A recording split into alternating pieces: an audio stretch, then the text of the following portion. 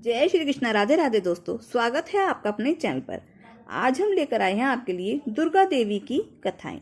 तो प्रेम से बोलो दुर्गा माता की जय हो। नवरात्रि में दुर्गा पूजन के अवसर पर दुर्गा देवी के 9 रूपों की पूजा उपासना बहुत ही विधि विधान से की जाती है। इन रूपों के पीछे तात्विक अवधारणाओं का परिज्ञान धार्मिक, सांस्कृतिक और सामाजिक विकास के लिए आवश्यक है। तो आइए जानते हैं सबसे पहले माँ शैलपुत्री के बारे में। माँ दुर्गा को सर्वप्रथम शैलपुत्री के रूप में पूजा जाता है। हिमालय के वहां पुत्री के रूप में जन्म लेने के कारण उनका नामकरण हुआ शैलपुत्री। इनका वाहन वृषभ है, इसलिए यह देवी वृषारूढ़ा के नाम से भी जानी जाती हैं। इस देवी ने दाएं हाथ में त्रिशूल धारण कर रखा है और बाएं हाथ में कमल सुशोभित है। यही देवी प्रथम दुर्गा है। यही सती के नाम से भी जानी जाती हैं। उनकी एक मार्मिक कहानी है। एक बार जब प्रजापति ने यज्ञ किया तो इसमें सारे देवताओं को निमंत्रित किया, भगवान शंकर को नहीं। सती यज्ञ में जाने के लिए विकल हो उठी। शंकर जी ने कहा कि सारे देवताओं को निमंत्रित किया गया है, बस उन्हें ही नहीं किया गया, ऐसे में वहां जाना उचित नहीं है। सती का प्रबल आग्रह देखकर शंकर जी ने उन्हें यज्ञ में जाने की अनुमति दे दी। सती जब घर पहुंची तो सिर्फ माँ ने ही उन्हें स्नेह दिया। बहनों की बातों में व्यंग और उपहास के भाव थे। भगवान शंकर के प्रति भी तिरस्कार का भाव है। दक्ष ने भी उनके प्रति अपमानजनक वचन कहे। इससे सती को क्लेश पहुंचा। वे अपने पति का यह अपमान न सह सकी और योगाग्नि द्वारा अपने को जलाकर भस्म कर लिया। इस दारुण दुख से व्यथित होकर शंकर भगवान ने उस यज्ञ का विध्वंस कर दिया। यही सती अगले जन्म में शैलराज हिमालय की पुत्री के रूप में जन्मी और शैलपुत्री कहलाई। पार्वती और हेमवती भी इसी देवी के अन्य नाम हैं। शैलपुत्री का विवाह भी भगवान शंकर से हुआ। शैलपुत्री शिव जी की अर्धांगिनी बनी। इनका महत्व और शक्ति अनंत है। नवरात्रि के पहले दिन माँ के इस रूप की पूजा अर्चना की जाती है। गाय पर सवार माँ शैलपुत्री चंद्रमा को धारण करती हैं। धार्मिक मान्यता के अनुसार माँ शैलपुत्री की आराधना करने से जातक की कुंडली में चंद्र दोष ठीक हो जाता है। तो प्रेम से बोलो शैलपुत्री माता की जय हो। आज नवरात्रि का दूसरा दिन है। नवरात्रि एक संस्कृत शब्द है जिसका अर्थ होता है 9 रातें। इन 9 रातों और 10 दिनों के दौरान शक्ति देवी के 9 रूपों की पूजा की जाती है और 10वें दिन दशहरा मनाया जाता है। माँ दुर्गा की नवशक्तियों का दूसरा स्वरूप देवी ब्रह्मचारिणी का है। यहाँ ब्रह्म शब्द का अर्थ है तपस्या। ब्रह्मचारिणी अर्थात तप की चारिणी, तप का आचरण करने वाली। ब्रह्मचारिणी देवी का स्वरूप पूर्ण ज्योतिमय एवं अत्यंत भव्य है। इनके दाहिने हाथ में जप की माला और बाएं हाथ में कमंडल रहता है। तो प्रेम से बोलो ब्रह्मचारिणी माता की जय हो। अपने पूर्व जन्म में जब ये हिमालय के घर में पुत्री रूप में उत्पन्न हुई थी, तब नारद के उपदेश से इन्होंने भगवान शंकर जी को पति रूप में प्राप्त करने के लिए अत्यंत कठिन तपस्या की थी। इस दुष्कर तपस्या के कारण इन्हें ब्रह्मचारिणी अर्थात ब्रह्मचारिणी नाम से संबोधित किया गया। 1000 वर्ष इन्होंने केवल फल मूल खाकर व्यतीत किए और 100 वर्षों तक केवल शाक पर निर्वाह किया। कुछ दिनों तक कठिन उपवास रखते हुए देवी ने खुले आकाश के नीचे वर्षा और धूप के भयानक कष्ट सहे। इस कठिन तपस्या के पश्चात 3000 वर्षों तक केवल जमीन पर टूटकर गिरे हुए बेल पत्रों को खाकर वे भगवान शिव की आराधना करती रहीं। इसके बाद इन्होंने सूखे बेल पत्रों को भी खाना छोड़ दिया और कई हजार वर्षों तक वे निर्जल और निराहार तपस्या करती रहीं। पत्तों को भी खाना छोड़ देने के कारण उनका नाम एक अर्पणा भी पड़ गया। कई हजार वर्षों की इस कठिन तपस्या के कारण ब्रह्मचारिणी देवी का शरीर एकदम क्षीण हो उठा था। उनकी यह दशा उनकी माता मैना देखकर अत्यंत ही दुखी हुई और उन्होंने उन्हें इस कठिन तपस्या से विरक्त करने के लिए आवाज दी, उमा। तब से देवी ब्रह्मचारिणी का एक नाम उमा भी पड़ गया। इसकी इस तपस्या से तीनों लोकों में हाहाकार मच गया। देवता, ऋषि, सिद्धगण, मुनि सभी देवी ब्रह्मचारिणी की इस तपस्या को अभूतपूर्व पुण्य कृत्य बताते हैं। उनकी सराहना करने लगे। अंत में पितामहा ब्रह्मा जी ने आकाशवाणी के द्वारा इन्हें संबोधित करते हुए प्रसन्न स्वर में कहा, हे देवी, आज तक किसी ने ऐसी कठोर तपस्या नहीं की जैसी कि तुमने की है। तुम्हारे इस आलोक कृत्य की चारों ओर सराहना हो रही है। आपके जैसा तप कोई नहीं कर सकता। आपकी मनोकामना अवश्य पूर्ण होगी। भगवान शिव आपको पति रूप में प्राप्त होंगे। मां ब्रह्मचारिणी का प्रिय रंग। यूं तो मां दुर्गा को लाल रंग सबसे ज्यादा प्रिय होता है, लेकिन उनके स्वरूपों की बात करें तो हर देवी को एक विशेष रंग भाता है। शैलपुत्री माता जहां लाल रंग से प्रसन्न होती हैं, तो वहीं ब्रह्मचारिणी मां को पीले रंग से बहुत लगाव है। इसीलिए कहा जाता है कि नवरात्रि के दूसरे दिन पीले रंग को धारण करना चाहिए। पीले वस्त्र पहनकर ही देवी की उपासना करें। भारतीय दर्शन में पीला रंग पालन पोषण करने वाले स्वभाव को दर्शाता है और यह रंग सीखने, उत्साह, बुद्धि और ज्ञान का संकेत भी है। मां ब्रह्मचारिणी का प्रिय भोग।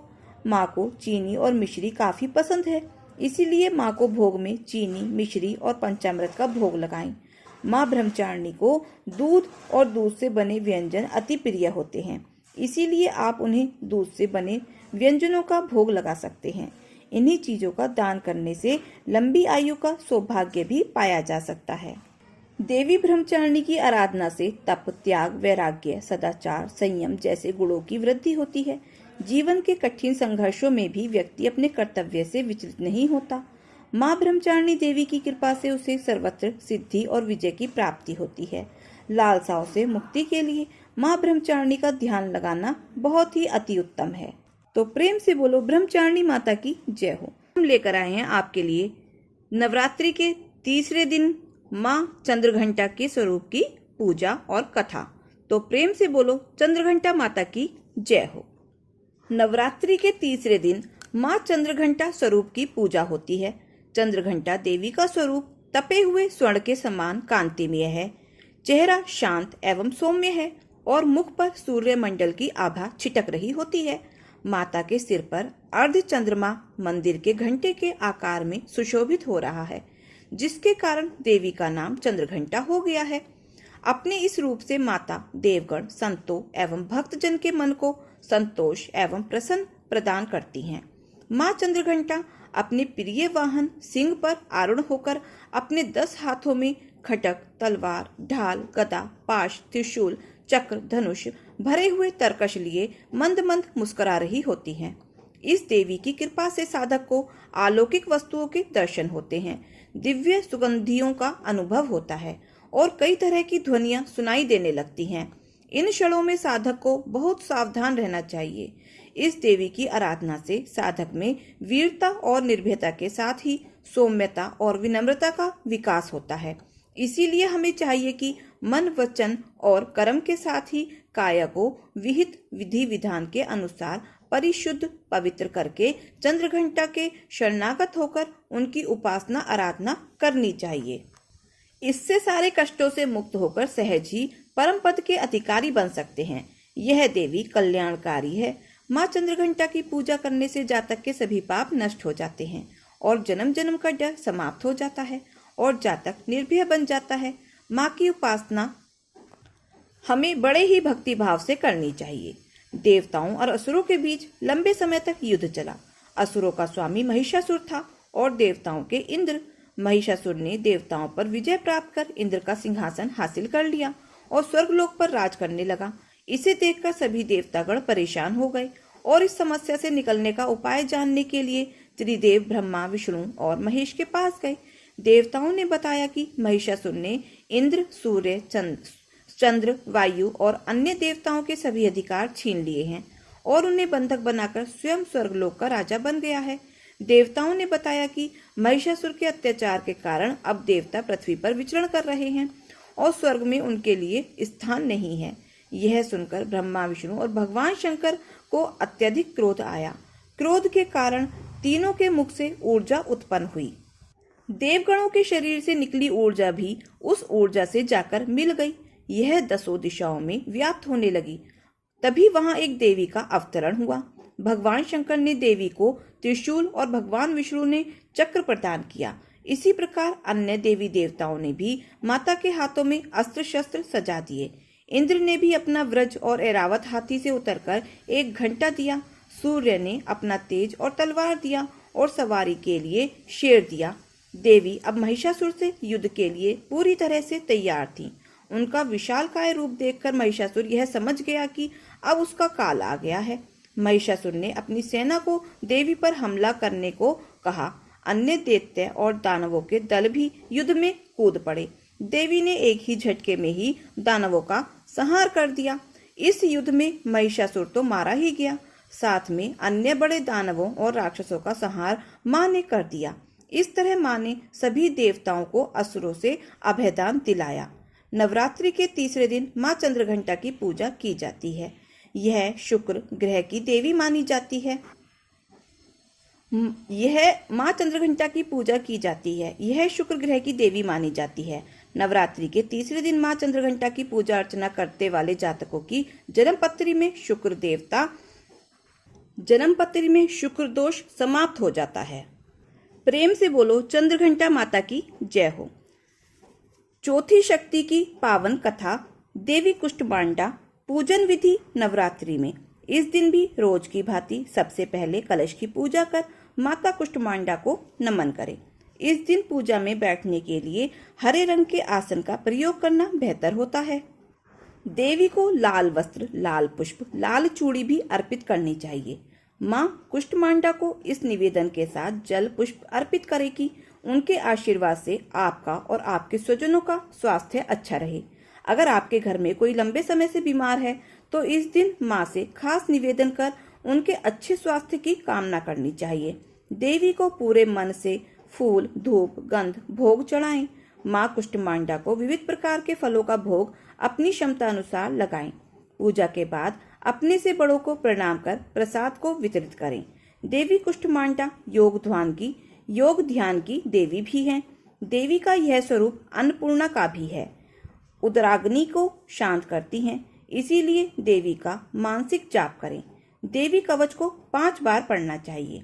नवरात्रि में चौथे दिन देवी को कुष्ठमांडा के रूप में पूजा जाता है। अपनी मंद हल्की हंसी के द्वारा अंड यानी ब्रह्मांड को उत्पन्न करने के कारण इस देवी को कुष्ठमांडा नाम से अभिहित किया गया है। कुष्ठमांडा माता की जय हो। इस देवी की 8 भुजाएं हैं, इसीलिए अष्टभुजा कहलाती हैं। इनके 7 हाथों में कमंडल, धनुष, बाण, कमल पुष्प, अमृत पूर्ण कलश, चक्र तथा गदा है। 8वें हाथ में सभी सिद्धियों और निधियों को देने वाली जपमाला है। इस देवी का वाहन सिंह है और इन्हें कुम्हड़े की बलि प्रिय है। संस्कृति में कुम्हड़े को कुष्ठमांडा कहते हैं, इसलिए इस देवी को कुष्ठमांडा कहा जाता है। पौराणिक कथा के अनुसार जब सृष्टि नहीं हुई थी, चारों तरफ अंधकार ही अंधकार था, तब इसी देवी ने अपने ईशत हास्य से ब्रह्मांड की रचना की थी। इसीलिए इसे सृष्टि की आदि स्वरूपा या आदि शक्ति कहा गया है। इस देवी का वास सूर्य मंडल के भीतर लोक में है। सूर्य लोक में रहने की शक्ति क्षमता केवल इन्हीं में है। इसीलिए इनके शरीर की कांति और प्रभा सूर्य की भांति ही दैदीप्यमान है। इनके ही तेज से 10 दिशाएं आलोकित होती हैं। ब्रह्मांड की सभी वस्तुओं और प्राणियों में इन्हीं का तेज व्याप्त है। अचंचल और पवित्र मन से नवरात्रि के चौथे दिन इस देवी की पूजा आराधना करनी चाहिए। इससे भक्तों के रोगों और शोकों का नाश होता है तथा उसे आयु, यश, बल और आरोग्य प्राप्त होता है। ये देवी अत्यल्प सेवा और भक्ति से ही प्रसन्न होकर आशीर्वाद देती हैं। सच्चे मन से पूजा करने वालों को सुगमता से परम पद प्राप्त होता है। विधि विधान से पूजा करने पर भक्त को कम समय में ही कृपा का सूक्ष्म भाव अनुभव होने लगता है। ये देवी आधियों व्याधियों से मुक्त करती हैं और उसे सुख, समृद्धि और उन्नति प्रदान करती हैं। अंततः इस देवी की उपासना में भक्तों को सदैव तत्पर रहना चाहिए। नवरात्रि के चौथे दिन माँ कुष्ठमांडा की पूजा अर्चना की जाती है। कुष्ठमांडा माँ सूर्य से संबंधित दोषों को ठीक करती हैं। जिन जातकों की कुंडली में सूर्य नीच का हो, उन्हें माँ कुष्ठमांडा की पूजा से लाभ प्राप्त होता है। तो प्रेम से बोलो कुष्ठमांडा माता की जय हो। दोस्तों, माँ दुर्गा की 5वीं शक्ति स्कंद माता की पावन कथा। तो प्रेम से बोलो स्कंद माता की जय हो। भक्तों, ऐसा कहा जाता है कि स्कंद माता से युद्ध प्रशिक्षण लेने के बाद भगवान स्कंद ने तारकासुर का वध किया और तभी से माता का नाम स्कंद माता पड़ गया। नवरात्रि के 5वें दिन स्कंद माता की पूजा अर्चना की जाती है।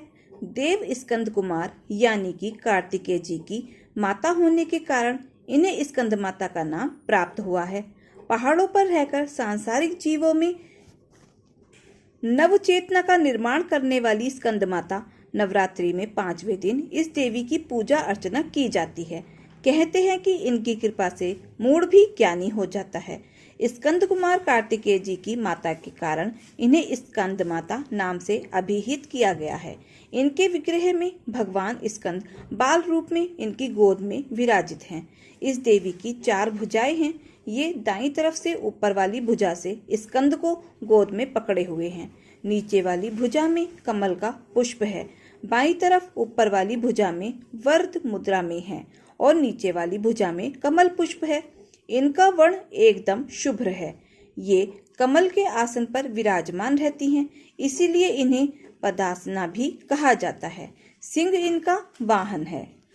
नवरात्रि के 5वें दिन माँ दुर्गा के स्कंद माता स्वरूप की पूजा की जाती है। स्कंद माता का रूप सौंदर्य, आदित्य, आभा लिए शुभ्र वर्ण का होता है। वात्सल्य की मूर्ति है स्कंद माता। मान्यता के अनुसार संतान प्राप्ति हेतु माँ स्कंद माता की पूजा की जाती है। पहाड़ों पर रहकर सांसारिक जीवों में नव चेतना का निर्माण करने वाली स्कंद माता कहते हैं कि इनकी कृपा से मूढ़ भी ज्ञानी हो जाता है। स्कंद कुमार कार्तिकेय की माता के कारण ही इन्हें स्कंद माता नाम से अभिहित किया गया है। इनके विग्रह में भगवान स्कंद बाल रूप में इनकी गोद में विराजित हैं। इस देवी की 4 भुजाएं हैं। ये दाईं तरफ की ऊपर वाली भुजा से स्कंद को गोद में पकड़े हुए हैं। नीचे वाली भुजा में कमल का पुष्प है। बाईं तरफ ऊपर वाली भुजा में वरद मुद्रा में है और नीचे वाली भुजा में कमल पुष्प है। इनका वर्ण एकदम शुभ्र है। ये कमल माँ स्कंद माता की कथा है। कुमार कार्तिकेय की रक्षा के लिए जब माता पार्वती क्रोधित होकर आदि शक्ति रूप में प्रकट हुई तो इंद्र भय से कांपने लगे। इंद्र अपने प्राण बचाने के लिए देवी से क्षमा याचना करने लगे। कुमार कार्तिकेय का एक नाम स्कंद भी है, इसीलिए माता को मनाने के लिए इंद्र देवताओं सहित स्कंद माता नाम से देवी की स्तुति करने लगे और उनका इसी रूप में पूजन किया गया। इस समय से ही देवी अपने 5वें स्वरूप में स्कंद माता रूप से जानी गईं और नवरात्र के 5वें दिन इनकी पूजा का विधान तय हो गया। शास्त्रों में इसका काफी महत्व बताया गया है। इनकी उपासना से भक्त की सारी इच्छाएं पूरी हो जाती हैं। भक्त को मोक्ष मिलता है। सूर्यमंडल की अधिष्ठात्री देवी होने के कारण इनका उपासक अलौकिक, तेज और कांतिमय हो जाता है। अतः मन को एकाग्र रखकर और पवित्र रखकर इस देवी की आराधना करने वाले साधक या भक्त को भवसागर पार करने में कठिनाई नहीं आती है। उनकी पूजा से मोक्ष का मार्ग सुलभ हो जाता है। यह देवी विद्वानों और सेवकों को पैदा करने वाली शक्ति है, यानी चेतना का निर्माण करने वाली कहते हैं। कालिदास द्वारा रचित रघुवंशम महाकाव्य और मेघदूत रचनाएं स्कंद माता की कृपा से ही संभव हुई हैं। नवरात्रि के 5वें दिन स्कंद माता माँ की पूजा अर्चना की जाती है। यह बुध ग्रह की देवी हैं। जो जातक स्कंद माता की पूजा अर्चना करते हैं उनकी कुंडली में बुध ग्रह की स्थिति मजबूत होती है, आसन पर विराजमान रहती हैं, इसीलिए इन्हें पदासना भी कहा जाता है। सिंह इनका वाहन है। आज नवरात्र का 6ठा दिन है और इस दिन देवी कात्यायनी की पूजा की जाती है। माँ कात्यायनी ही देवी दुर्गा का 6ठा स्वरूप है। स्कंद पुराण में कहा गया है कि देवी के कात्यायनी रूप की उत्पत्ति परमेश्वर के नैसर्गिक क्रोध से हुई थी और इन्होंने देवी पार्वती द्वारा दिए गए शेर पर विराजमान होकर महिषासुर का वध किया था। मार्कंडेय पुराण में भी देवी कात्यायनी के स्वरूप और उनके प्रकट होने की कथा बताई गई है। नवरात्रि में 6ठे दिन माँ कात्यायनी की पूजा की जाती है। पूजा से जुड़ी जरूरी बातें और महत्व। देवी कात्यायनी की पूजा करने से शक्ति का संचार होता है और इनकी कृपा से दुश्मनों पर भी जीत मिलती है। माँ कात्यायनी की पूजा अर्चना में शहद का प्रयोग किया जाना चाहिए, क्योंकि माँ को शहद बहुत ही पसंद है। शहद से बना पान भी माँ को प्रिय है, इसीलिए इनकी पूजा में भी चढ़ाया जा सकता है। देवी को शहद का भोग लगाने से आकर्षण शक्ति बढ़ती है और प्रसिद्धि भी मिलती है। देवी कात्यायनी की पूजा करने से चेहरे की कांति और तेज बढ़ता है। इनकी पूजा से सुख और समृद्धि भी बढ़ती है। देवी कात्यायनी की पूजा से अविवाहित लोगों के विवाह योग जल्दी बनते हैं और लड़कियों को सुयोग्य वर भी प्राप्त होता है। सुबह जल्दी उठें और नहाकर लाल रंग के कपड़े पहनें। देवी कात्यायनी की तस्वीर को पूजा स्थल पर स्थापित करें और उनका पूरा श्रृंगार करें। देवी को लाल रंग प्रिय है, इसीलिए लाल रंग की सामग्री से इनका श्रृंगार करना चाहिए। इसके बाद घी का दीपक जलाएं, धूप जलाएं और सभी प्रकार के फल और मेवों का प्रसाद चढ़ाएं।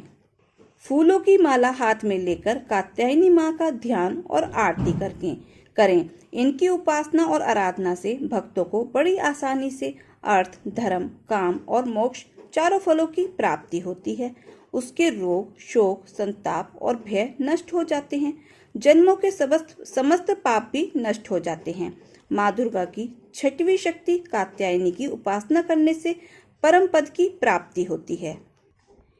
इनकी 4 भुजाएं हैं। दाईं तरफ का ऊपर वाला हाथ अभय मुद्रा में है तथा नीचे वाला हाथ वर मुद्रा में। माँ के बाईं तरफ के ऊपर वाले हाथ में तलवार है, वह नीचे वाले हाथ में कमल का फूल सुशोभित है। इनका वाहन भी सिंह है। इनका स्वरूप अत्यंत भव्य और दिव्य है। ये स्वर्ण के समान चमकीली हैं और भास्वर है। माँ कात्यायनी की कथा। इस देवी को नवरात्रि में छठे दिन पूजा जाता है। कात्य गोत्र में विश्व प्रसिद्धि महर्षि कात्यायन ने भगवती पारंबा की उपासना की, कठिन तपस्या की। उनकी इच्छा थी कि उन्हें पुत्री प्राप्त हो। माँ भगवती ने उनके घर पुत्री के रूप में जन्म लिया, इसीलिए यह देवी कात्यायनी कहलाई। इनका गुण शोध कार्य है, इसीलिए इस वैज्ञानिक युग में कात्यायनी का महत्व सर्वाधिक हो जाता है। इनकी कृपा से ही सारे कार्य पूरे हो जाते हैं। ये वैद्यनाथ नामक स्थान पर प्रकट होकर पूजी गई। माँ कात्यायनी अमोघ फलदायिनी है। भगवान कृष्ण को पति रूप में पाने के लिए ब्रज की गोपियों ने इन्हीं की पूजा की थी। यह पूजा कालिंदी यमुना के तट पर की गई थी, इसीलिए ये ब्रजमंडल की अधिष्ठात्री देवी के रूप में प्रतिष्ठित है। माँ कात्यायनी शत्रुहता है, इसीलिए इनकी पूजा करने से शत्रु पराजित होते हैं और जीवन सुखमय बनता है। जबकि माँ कात्यायनी की पूजा करने से कुंवारी कन्याओं का विवाह होता है। नवरात्रि के छठे दिन भक्त का मन आग्नेय चक्र पर केंद्रित होना चाहिए। अगर भक्त खुद को पूरी तरह से माँ कात्यायनी को समर्पित कर दे तो माँ कात्यायनी उसे अपनी असीम आशीर्वाद प्रदान करती हैं। नवरात्रि के छठे दिन माँ कात्यायनी की पूजा की जाती है। माँ कात्यायनी बृहस्पति ग्रह की स्वामिनी मानी गई हैं। कात्यायनी देवी की पूजा करने से बृहस्पति ग्रह से संबंधित दोष समाप्त होते हैं। देवी कात्यायनी की पूजा करें और बारंबार प्रणाम करें। तो प्रेम से बोलो कात्यायनी माता की जय हो। दोस्तों, ये कथाएं आपको कैसी लगी कमेंट बॉक्स में जरूर बताएं, और अगर अच्छी लगी हो तो प्लीज़ वीडियो को लाइक, शेयर और सब्सक्राइब अवश्य करें। अपना प्यार और सहयोग दें। मिलते हैं फिर ऐसे ही नई कथा कहानियों के साथ। धन्यवाद।